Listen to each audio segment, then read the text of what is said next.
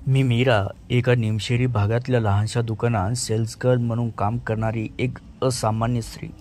माझं आयुष्य साध्यासुध्या स्वप्नांनी भरलेलं. माझा नवरा अमोल एका कंपनीत साधा कामगार होता.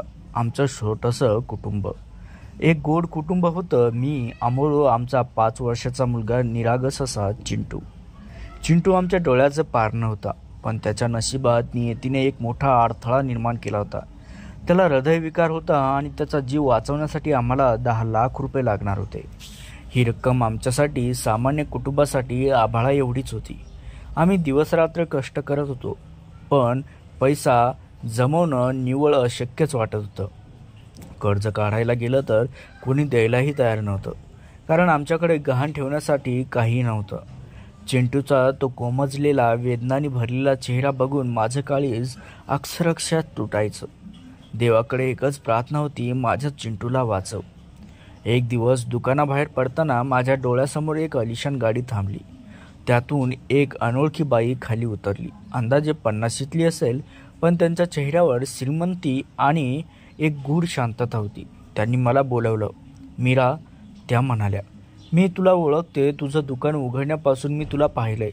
तुझा प्रामाणिकपणा मला खूप आवडतो. मी गोंधळले. माझी ओळख? पण आपण कोण? या प्रश्नाने मी बावरले होते. त्या हसल्या. मी श्रीमती देशमुख. मला तुझं एक काम आहे.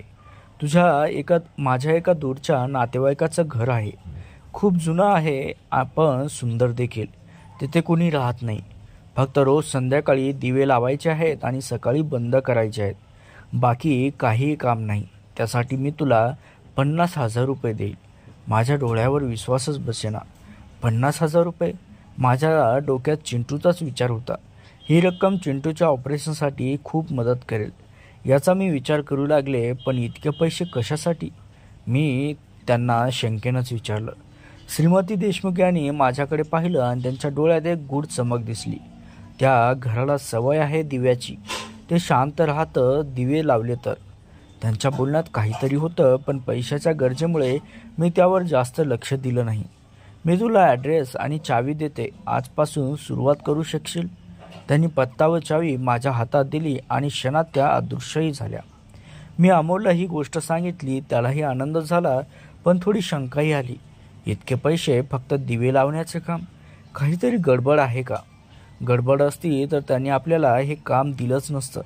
मी त्याला समजावलं, आपल्याला पैशाची गरज आहे आणि हे काम मिळाले. आमच्याकडे दुसरा पर्याय नव्हता. चिंटू आयुष्य पैशावर अवलंबून होतं आणि हे काम आम्हाला एक आशेचा किरण दाखवत होतं. त्या रात्री मी देशमुख बाईंनी दिलेल्या पत्त्यावर पोहोचले. ते घर शहरापासून थोडं दूर एका शांत आणि झाडी असलेल्या भागात होतं. रात्रीच्या मिट्ट अंधारात ते घर एका आकराळ विकराळ प्राण्यासारखं दिसायचं. घराभोवती जुनी उंच झाडं होती आणि वाऱ्याने ती सळसळत होती. जणू काही माझ्या कानात कुजबुजत होती. मनात भीती होती, पण चिंटूच्या चेहऱ्याने मला बळ दिलं होतं. फाटक उघडताच एक थंडगार वारा आला आणि मला अंगावर काटाच आला. आत पाऊल टाकताच मला एक विचित्र वास आला, जुन्या लाकडांचा, धुळीचा आणि काहीतरी अनामिक. घरात पूर्णपणे अंधार होता. मी घाबरत घाबरत भिंतीवरचा स्विच शोधला आणि दिवे लावले.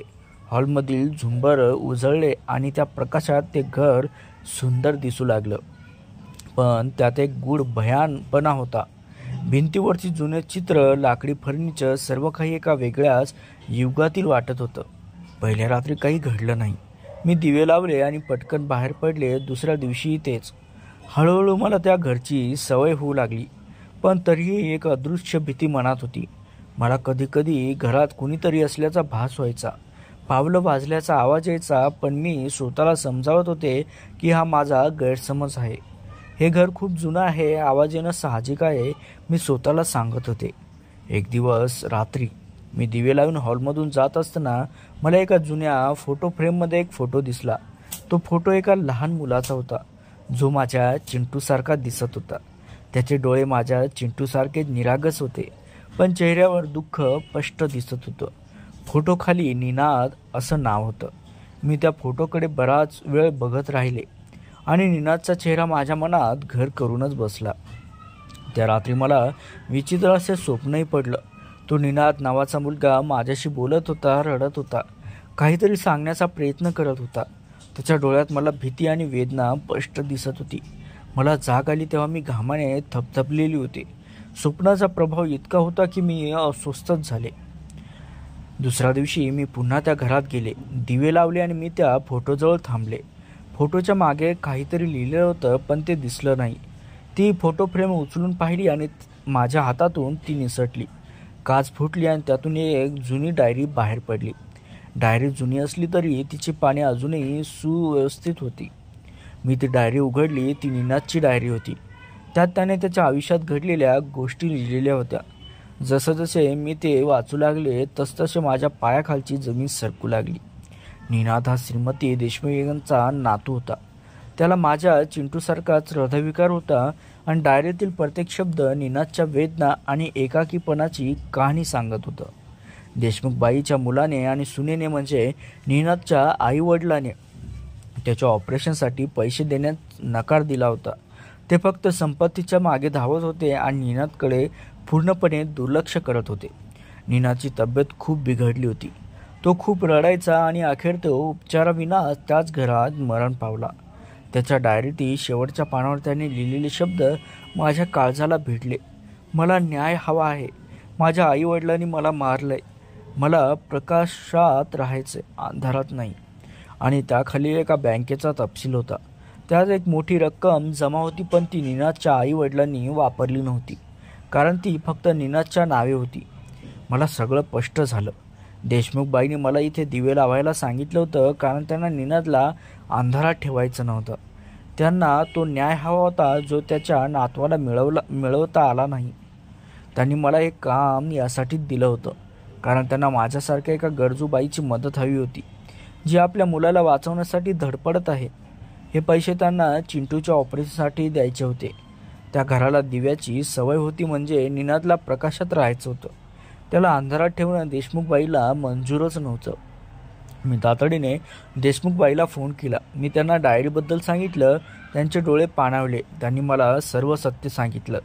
त्यांना त्यांच्या मुलाला व सुनेला त्याच्या कृत्याची शिक्षा द्यायची होती, पण ते कायद्याच्या कचाट्यात सापडत होते.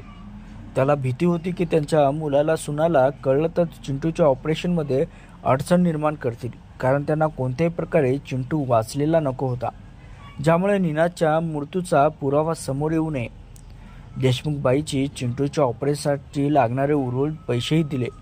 त्यांनी सांगितले की त्यांनी आधी चिंटूच्या ऑपरेशनची व्यवस्था केली होती, पण त्यांना हे पाहायचं होतं की मी अंधारात दिवे लावते की नाही. मला आता त्यांच्या डोळ्यातील गूढ शांतता अर्थ समजत होता. मी त्यांच्या नातवाच्या आत्म्यासाठीची शांतता होती, एक प्रकारचा तो संकल्पच. चिंटूचं, माझ्या मुलाचं ऑपरेशन यशस्वी झालं. त्याला नवं आयुष्य मिळालं. मी देशमुख बाईचे आभार मानले, पण त्यांनी मला थांबवलं. तू चिंटूला वाचून निनादला न्याय दिलास मीरा. त्याच्या आत्म्याला आता शांती मिळेल. त्याच रात्री देशमुख बाईंनी निनादची डायरी पोलिसांना दिली. डायरीतील पुराव्याच्या आधारावर निनादच्या आईवडिलावर गुन्हाही दाखल झाला आणि त्यांना त्यांच्या कृत्याची शिक्षा मिळाली. त्या गूढ घरात आता निनादच्या आत्म्याला शांती मिळाली होती आणि माझ्या चिंटूला नवं आयुष्य मिळालं होतं, तर जीवदान आणि न्यायही मिळाला होता. त्या अंधाऱ्या घरातून मला फक्त पैसे नाही तर जीवदान आणि न्यायही मिळाला होता. देशमुख बाईंनी एका मातेला मदत करून निनादला न्याय मिळवून दिला होता आणि त्या घरातला अंधार आता दूर झाला होता. निनादचा आत्मा प्रकाशात विसावला होता. मंडळी, ही गूढ अशी कथा तुम्हाला कशी वाटली नक्की कमेंट करून सांगा आणि अशाच अर्थपूर्ण कथा ऐकण्यासाठी आपल्या चॅनलला सबस्क्राईब देखील नक्की करा.